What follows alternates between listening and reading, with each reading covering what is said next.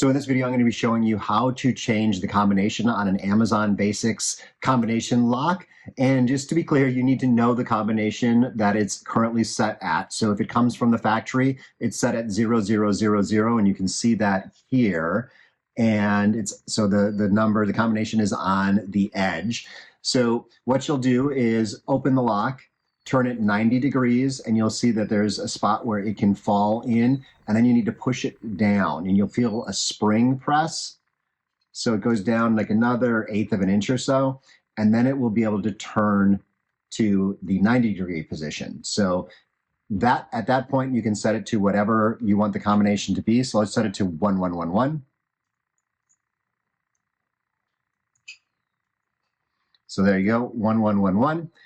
And now you can turn it over. You'll feel it spring back. And then you can close this up, and we'll change it back to 0000. And you can see 0000, and it's locked, but at 1111,